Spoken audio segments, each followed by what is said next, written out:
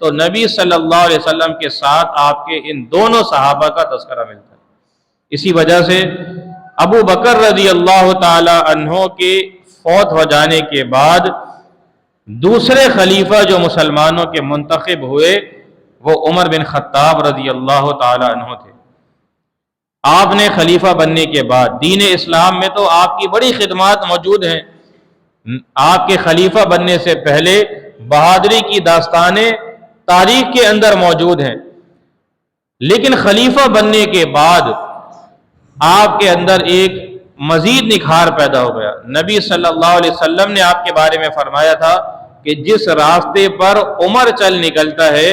وہاں سے شیطان بھی راستہ بدل لیتا ہے، یہ ان کے ایمان کے مضبوط ہونے کی علامت۔ مزید آپ علیہ السلام نے فرمایا کہ مجھے خواب دکھایا گیا، میرے پاس ڈول موجود ہے، میں کنویں سے پانی نکال رہا ہوں، اور اس کے بعد ابو بکر آگے بڑھے، انہوں نے اس ڈول کو تھاما، اسے بہانا شروع کیا، وہ تھک گئے، کچھ دیر کے بعد وہ تھک گئے، تھکاوٹ کی وجہ سے وہ پیچھے ہٹے، عمر بن خطاب آگے بڑھے اور بڑی تیزی کے ساتھ زمین کو سیراب کرنا شروع کیا اور پوری زمین کو انہوں نے سیراب کر دیا۔ اس کی تعبیر نبی علیہ السلام نے خلافت مقرر فرمائی۔ اسی طرح علم کے اعتبار سے بھی نبی علیہ السلام نے دیکھا کہ لوگوں کو قمیصیں پہنائی گئی ہیں، کسی کی قمیص سینے تک ہے، کسی کی ناف اور گھٹنے تک ہے، لیکن عمر بن خطاب کے بارے میں دیکھا کہ ان کی جو قمیص اللہ نے انہیں عطا کی ہے وہ زمین کے نیچے تک لٹک رہی ہے۔ اس سے مراد علم تھا جو عمر بن خطاب کو اللہ تعالیٰ نے علم عطا کیا تھا۔ یہی وجہ ہے آپ فرماتے ہیں کہ اللہ تعالیٰ نے میری خواہش کے مطابق زمین پر میں سوچا کرتا تھا اور اللہ تعالیٰ آسمان سے آیات بنا کر قرآن مجید کی صورت میں نازل کر دیا کرتا تھا۔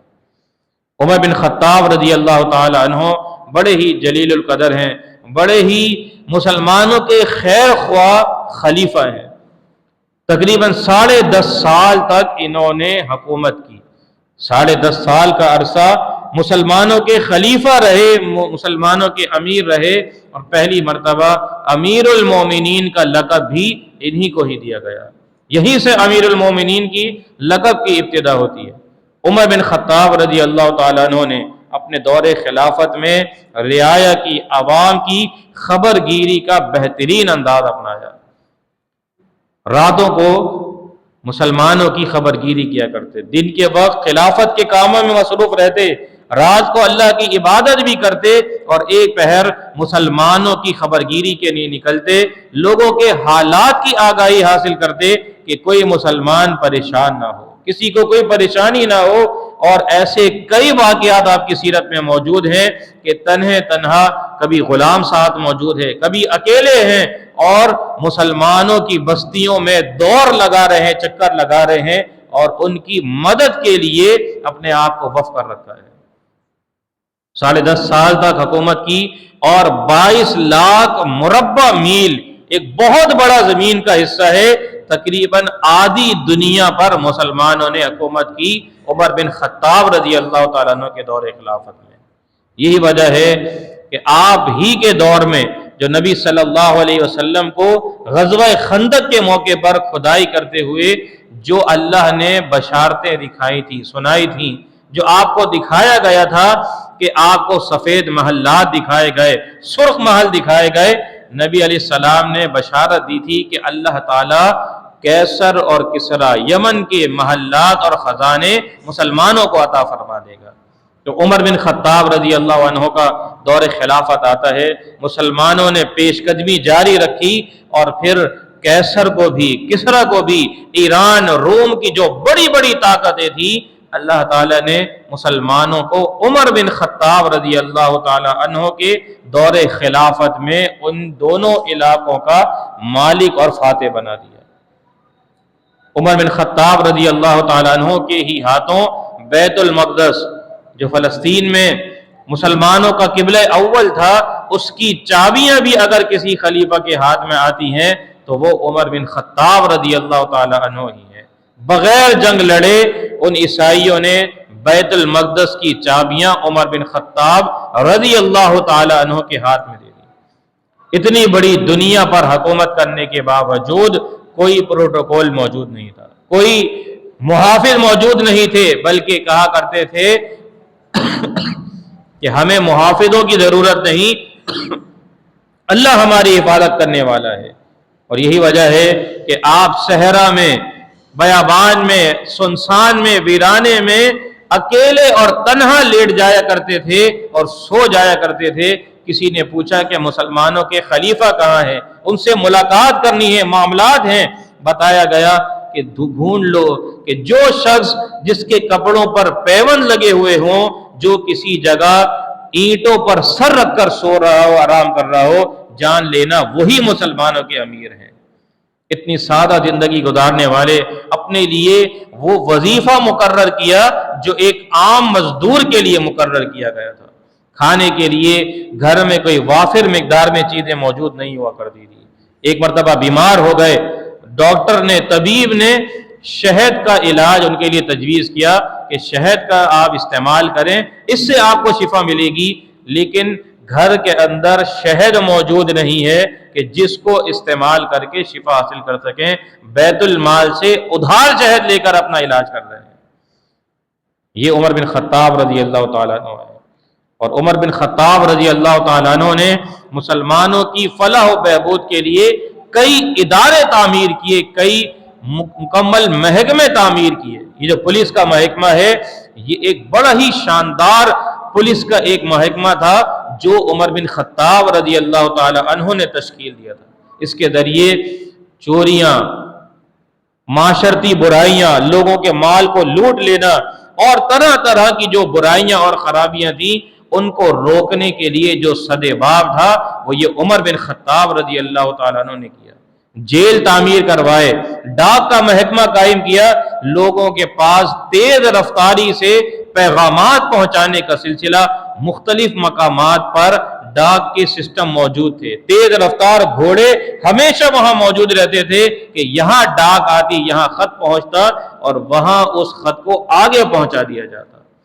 یہ عمر بن خطاب رضی اللہ تعالیٰ عنہ کے کارنامے تھے۔ چھوٹے چھوٹے شہر انہوں نے تعمیر کیے، سڑکوں کی تعمیر کی، غرض کے آپ ان کی سیرت کو جس انداز سے بھی دیکھنا شروع کریں گے آپ کو حیرت ہی حیرت ہوتی رہے گی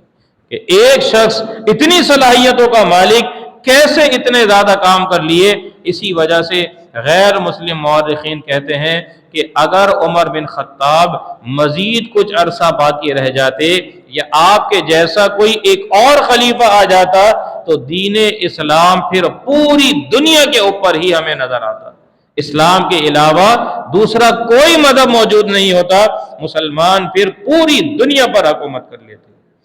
عمر بن خطاب رضی اللہ تعالیٰ عنہ کی دور خلافت میں مسلمانوں نے بحری طور پر اپنی جنگوں کا آغاز کیا تھا۔ بحری سفر کا آغاز عمر بن خطاب رضی اللہ تعالیٰ عنہ کے ہی دور خلافت میں پیش آیا، لیکن بدقسمتی سے عمر بن خطاب رضی اللہ تعالیٰ عنہ کو شہید کر دیا جاتا ہے۔ حالت نماز کے اندر ابو لولو فیروز المجوسی آپ پر قاتلانہ حملہ کرتا ہے، اور نبی صلی اللہ علیہ وسلم کی وہ بشارت جو آپ نے سنائی تھی احد پہاڑ پر کھڑے ہو کر اور کہا تھا اے پہاڑ ٹھہر جا، تجھ پر ایک نبی ہے، ایک صدیق ہے، 2 شہید ہیں، اور وہاں آپ کے ساتھ عمر بن خطاب اور عثمان غنی موجود تھے۔ تو شہادت کی خوشخبری تو اللہ تعالیٰ نبی علیہ السلام نے آپ کو پہلے ہی سنا دی تھی، جنتی ہونے کی بشارت پہلے ہی سنا دی گئی تھی، لیکن آپ کے دور خلافت میں اور ایک عجیب بات ہے کہ عمر بن خطاب رضی اللہ تعالیٰ عنہ یہ دعا کیا کرتے تھے، اللہم ارزقنی شہادتا فی سبیلک واجعل موتی فی بلد رسولک، اے اللہ مجھے شہادت کی عظیم موت نصیب فرمانا،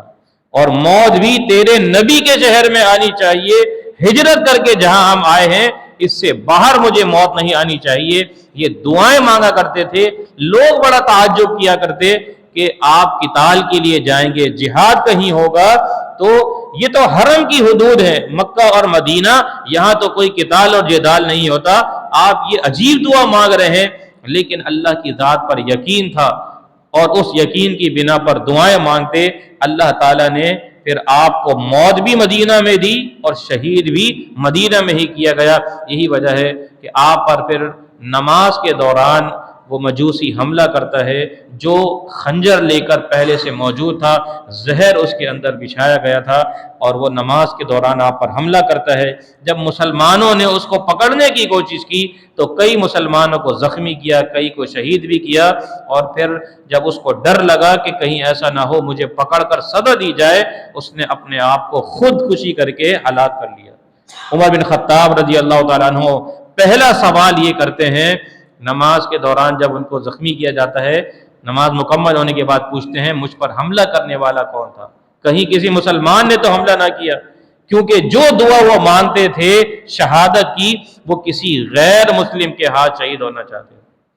بتایا گیا وہ مجوسی تھا۔ اللہ کا شکر ادا کرتے ہیں علاج ان کا جاری رہا، لیکن جو علاج کیا جاتا مرض میں اضافہ ہوتا چلا جاتا۔ بالآخر اللہ تعالیٰ نے آپ کی دعا کو شرف قبولیت بخشی اور پھر آپ شہید ہو جاتے ہیں، اور یوں مسلمانوں کے ایک عظیم دور کا جو سنہرا باب تھا وہ ہمیشہ ہمیشہ کے لیے بند ہو جاتا ہے۔ جس طرح آپ نبی علیہ السلام کے بائیں پہلو میں ہمیشہ موجود ہوا کرتے تھے، اسی طرح اللہ تعالیٰ نے آپ کی قبر بھی نبی صلی اللہ علیہ وسلم کے بائیں پہلو میں ہی مقرر کی۔ دائیں طرف ابو بکر رضی اللہ تعالیٰ عنہ موجود ہیں، بائیں جانب عمر بن خطاب رضی اللہ عنہ موجود ہیں، اور قیامت کے دن نبی علیہ السلام جب اپنی قبر سے نکلیں گے تو اسی طرح اپنے دونوں ساتھیوں کے کندھوں پر ہاتھ موجود ہوگا اور مسکراتے ہوئے میدان محشر میں آ رہے ہوں گے۔ یہ عمر بن خطاب رضی اللہ تعالیٰ عنہ کی سیرت کے حوالے سے مختصر سی باتیں تھیں جو ہمارے لیے جس میں مشعل راہ ہے، جس کے ہمیں سمجھنے کی ضرورت ہے۔ انشاءاللہ پیر کے دن سے پیر اور منگل یہ 2 دن سیرت النبی صلی اللہ علیہ وسلم کا جو ہمارا سلسلہ ہے اس کے مطابق پھر آپ کے سامنے واقعات رکھے جائیں گے، اور 2 دن صحابہ کرام کی سیرت کے حوالے سے یہ مختص کیے گئے ہیں۔ اللہ تعالی ہمیں رمضان المبارک کی فضیلتیں، اس کی سعادتیں حاصل کرنے کی توفیق عطا فرمائے۔ وآخر دعوانا ان الحمد للہ رب العالمین۔